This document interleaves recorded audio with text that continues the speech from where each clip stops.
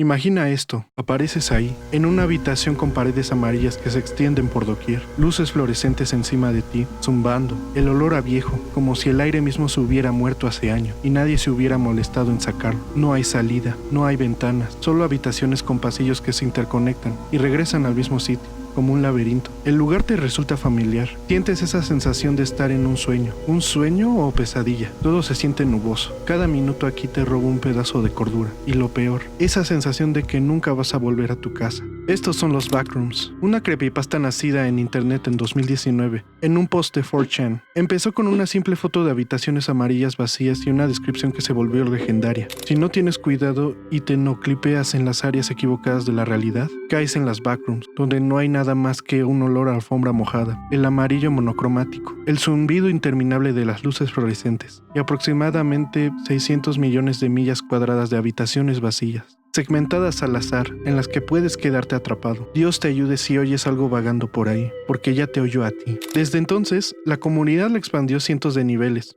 entidades terroríficas y un lore completo. Gracias a todo este lore generado por la comunidad y el enorme impacto de sus videos de found footage, el estudio A24 se puso en contacto con Kane Parsons, mejor conocido como Kane Pixels en YouTube, para llevar a Backrooms de YouTube a la gran pantalla. El resultado es esta película, dirigida por el propio Kane Parsons, protagonizada por esta persona de aquí que no sé pronunciar su nombre en el papel de Clark, y esta otra persona, como la doctora Mary Klein. Hoy estaremos reseñando y analizando en profundidad esta película. Si aún no has visto la película de Backrooms y no quieres que te arruinen las sorpresas, te recomiendo que pauses el video aquí y vayas a verla y regreses después, por favor. ¿Listo? Entonces entramos a las Backrooms.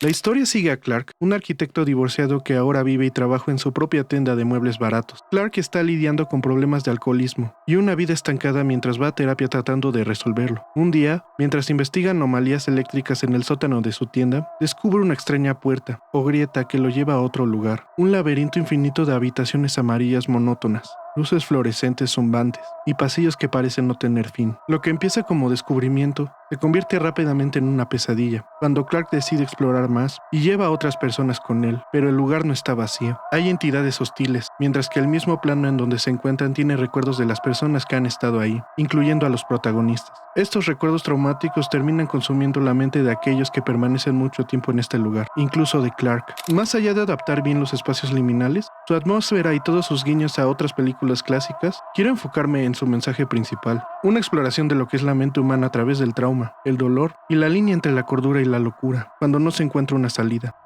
¿Alguna vez has tenido algún problema en el que le has dado tantas vueltas, pensado diferentes soluciones o maneras de resolverlo, pero parece que se vuelve más grande o no encuentras una salida? Es en ese momento que entras en un estado de rumiación mental, cuando tu mente entra en ciclos interminables de ansiedad, trauma, depresión, pensamientos repetitivos sobre problemas que parecen no tener solución. Y es cuando el mundo comienza a sentirse exactamente igual que las Backrooms, infinito, repetitivo, monótono, ligeramente hostil. Los pasillos infinitos se convierten en recuerdos o copias de recuerdos, y al estar tan inmerso en ellos crea una forma de disociación o despersonalización, que literalmente sales de tu realidad, y es por ello que al entrar en estos cuartos, también sientes una sensación de extrañeza y familiaridad. Esto se puede entender como una entrada al inconsciente, el momento de no clipping, cuando Clark entra a las Backrooms atravesando la pared. En psicoanálisis, se entendería como si él mismo pasara del yo al ello, el lugar donde se encuentran todos estos impulsos reprimidos, traumas, deseos más oscuros, miedos. No parecen como palabras, aparecen como lugares o formas. Si lo vemos desde la perspectiva junguiana, Clark hace un descenso hacia su sombra. Es así que rechazamos, ocultamos o ignoramos porque el ego no lo permite, pero está ahí. En este caso, las entidades están ahí, siendo manifestaciones de lo que evitamos afrontar. Se dice que las Backrooms son un lugar que recuerda momentos o lugares del mundo real, tal vez no con la misma exactitud con la que pasó, pero se puede entender como una manifestación del inconsciente colectivo de la sociedad. Los recuerdos, los traumas, momentos que quedan ahí en el inconsciente de generaciones guardados y se vuelven a manifestar a través del tiempo. Las Backrooms funcionan como los sueños, no tienen coherencia racional, tienen coherencia emocional. Toman fragmentos o recuerdan momentos cotidianos como oficinas, sótanos, pasillos, luces fluorescentes, centros comerciales vacíos, y los reorganizan hasta convertirlos en algo infinito y perturbador. Por eso pueden sentirse extrañamente familiares. Y no son más que una manifestación onírica de lo que es el ser humano, y va más allá de ello. Plantea las necesidades trascendentales de lo que es la conciencia humana.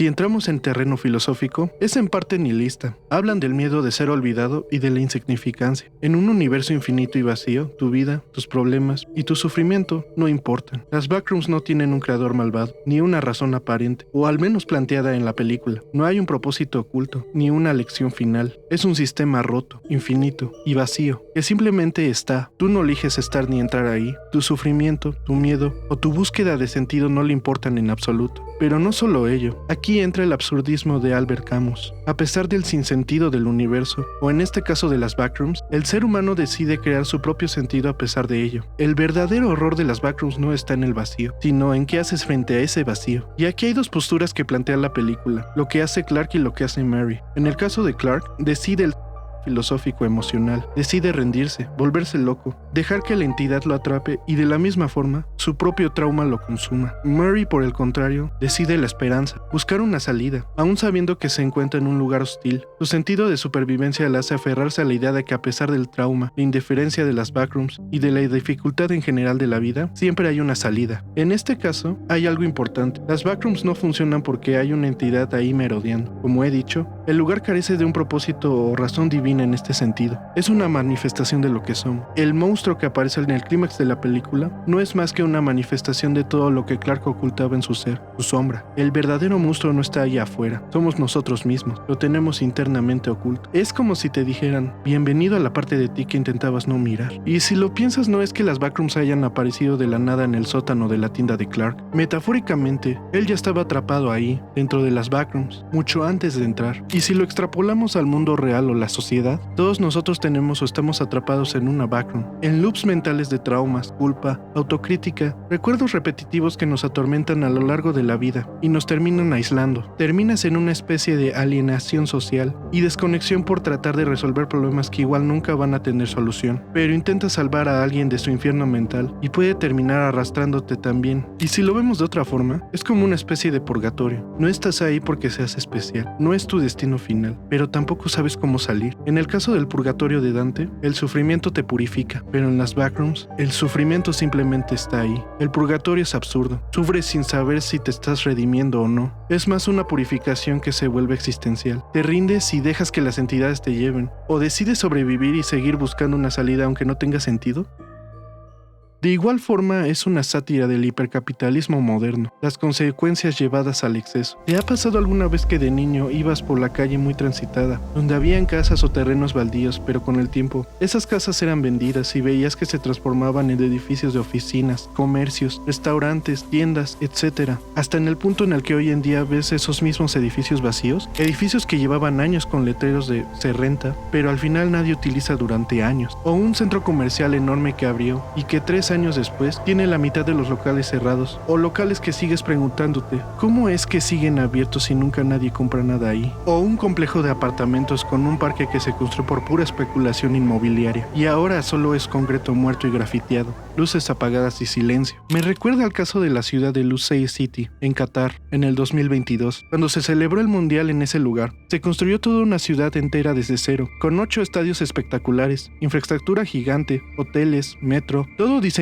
para los 28 días de fútbol. Gastaron más de $200,000 millones y una vez terminado el evento, la ciudad quedó completamente vacía. Barrios enteros y otras zonas construidas para el mundial están hoy prácticamente abandonados. Calles limpias, edificios lujosos, centros comerciales y complejos residenciales que se llenaron solo durante el evento y después volvieron a quedar en silencio. El mantenimiento de todo eso cuesta una fortuna, pero no hay gente ni actividad suficiente para justificarlo. Son construcciones sin vida, sin propósito real, más allá de se tenía que hacer por el espectáculo. Vivimos en un mundo que construye sin parar, ciudades enteras planeadas para un crecimiento financiero, oficinas que se volvieron obsoletas con el trabajo remoto, centros comerciales que murieron, un mundo que produce espacios por el simple hecho de producir, invertir y especular. Que eso me lleva también a que es un recordatorio fuerte de la pandemia y las restricciones sanitarias en su mero apogeo, ahí por el lejano 2020-2021. Ciudades enteras que antes estaban llenas de gente, ruido y movimiento quedaron vacías y en silencio. Calles, plazas, centros comerciales, oficinas, universidades, aeropuertos, todo vacío, y con la incertidumbre de qué iba a pasar. Recuerdo estar dentro de mi casa, mirando por la ventana unas calles irreconocibles, vacías, sin autos, sin personas, como si la vida simplemente hubiera desaparecido de un día para otro. Los días comenzaron a sentirse iguales, el tiempo perdía significado, ya no había horarios claros, rutinas ni una sensación de avanzar hacia algún lugar. De vez en cuando, un automóvil recorría las calles con una bocina que repetía las advertencias sobre el semáforo epidemiológico en rojo, recordando que no debíamos salir a menos que fuera estrictamente necesario. Y cuando tocaba salir por provisiones, la sensación era aún más extraña. Centros comerciales vacíos, negocios cerrados, pasillos desolados, estacionamientos enteros sin movimiento. Todo parecía detenido, como si alguien hubiera puesto pausa al mundo. Y al encontrarte con otras personas, apenas parecían personas, cubiertas de pies a cabeza, protegidas como si estuvieran entrando en una zona de riesgo biológico. En lo personal, creo que ese fue el momento en el que realmente pensé, quizás estoy viviendo en el verdadero final de este mundo. Esa soledad es inigualable. Quizás por eso las backrooms conectan con tanta gente, porque es un reflejo de nuestros tiempos. El COVID nos enseñó a vivir aislados y cuando se volvió a la normalidad, el aislamiento no terminó realmente. El trabajo remoto, las videollamadas, las compras online, todo eso se volvió parte de nosotros. Vivimos en una época de mayor hiperconexión digital, pero irónicamente, y todavía más agravado por la pandemia, esto generó mucha más desconexión social. Tenemos esos amigos y contactos en redes sociales que quizá nunca hemos visto en persona, y mantenemos interacciones superficiales dentro de un mundo digital que ni siquiera podemos percibir completamente con nuestros 5 sentidos. Eso, aunado al incentivo constante que tenemos como sociedad capitalista, ha fomentado esta epidemia de soledad e individualismo productivo que padecemos hoy en día. Sé tu propio jefe, sigue tu propio camino, no necesitas a nadie. El resultado es esa gente que vive hiperconectada, rodeada de infraestructura hecha para millones de personas, pero emocionalmente abandonada y vacía. Si lo vemos desde el punto de vista ontológico, las backrooms sugieren que nuestro mundo cotidiano es solo una fachada, y debajo hay más niveles que son código fuente, el servidor, el sótano ontológico de la realidad. El no-clip es salir del juego y caer en el motor gráfico crudo. Esto implica que la realidad no es solo una cosa coherente, sino una estructura estratificada donde algunos niveles son más reales que otros. Es algo que ya hemos visto muy detalladamente en la tetralogía de Matrix, un mundo generado por un sistema computacional complejo, con fallos de sistema, que te pueden llevar a otros lugares que no son parte de la realidad simulada. Ontológicamente, las backrooms son un ser puro sin fundamento, un ser que se sostiene a sí mismo en el vacío. Este ser no está hecho para ser humano. El universo o esta parte de él no está ordenado y codificado para nosotros. Somos un accidente dentro de este ser que no nos necesita. Backrooms llegó a los cines el 29 de mayo de 2026 y en Rotten Tomatoes a la fecha de la publicación de este video, actualmente tiene un 89% de aprobación de la crítica, basado en 186 reseñas, mientras que la audiencia, por su parte, le ha dado un 74% en Popcorn Meter, más de 2.500 calificaciones verificadas. Es un puntaje sólido para una película de horror experimental, aunque se nota que divide un poco más a la crítica. Antes de cerrar, he inventado un nuevo sistema de calificación de las películas para este canal. No es 100% objetivo, pero usa el sistema de 5 estrellas, solo que en este caso utilicé memes. Sí, memes. En primer lugar, joder, esto es cine, lo cual significa que es una obra maestra de dirección, de guión, música, actuaciones impecables, cine que deja huella. Luego, me atrapaste, sí es cine, es una muy buena película, sólida, muy bien hecha. Luego tenemos al Michael Jackson palomero, entretenida, cumple su función, perfecta para pasar un buen rato. Luego tenemos al Homelander decepcionado, mala película, con fallos importantes. Y luego tenemos Quita esa porquería de mi vista, que la verdad sería una película pésima, ni siquiera merece perder el tiempo viéndola. Y en este caso para las backrooms, yo le doy un joder, esto es cine. Así que la próxima vez que camines por un pasillo cualquiera, cuando sientas que el suelo flaquea por un segundo,